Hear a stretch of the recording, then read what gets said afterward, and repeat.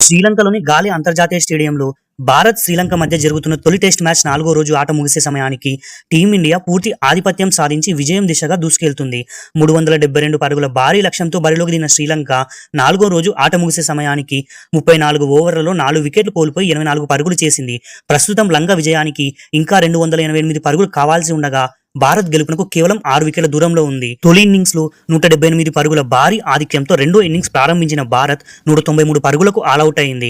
Wicket keeper batter Rishabh Pant కేవలం 69 బంతుల్లో 8 ఫోర్లు 2 సిక్సర్లతో 66 పరుగులు చేసి లంక బౌలర్లపై విరుచుకుపడ్డాడు. ఇక మిడిల్ ఆర్డర్ లో దేవదత్ పడికల్ 44 పరుగులు చేసి కీలక సహకారాన్ని అందించాడు. కేఎల్ రాహుల్ 35 పరుగులు చేయగా కెప్టెన్ శుభ్మన్ గిల్ మరియు యశస్వి జైస్వాల్ నిరాశపరిచారు. ఇక శ్రీలంక బౌలర్లలో అషిదా ఫెర్నాండో 4 వికెట్లు, ప్రభత్ జయసూర్య 3 వికెట్లు పడగొట్టారు. దీంతో శ్రీలంక ముందు 372 పరుగుల భారీ టార్గెట్ నమోదైంది. అయితే భారీ లక్ష్య ఛేదనలో భారత బౌలర్ల దాటికి శ్రీలంక బ్యాటర్లు ఆరంభంలోనే తలవంచారు.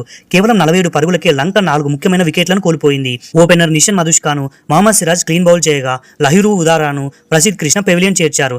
అనంతరం వచ్చిన కమిందు మెండిస్ ను మానవ్ సుతార్ అవుట్ చేశాడు. ఇక 4వ రోజు ఆట ముగిసే సమయానికి Lanka captain Dhananjaya de Silva 31 not out, Sonal Dinusha 25 not out crease లో ఉండి లంక ఇన్నింగ్స్ నిలబెట్టే ప్రయత్నం చేశారు.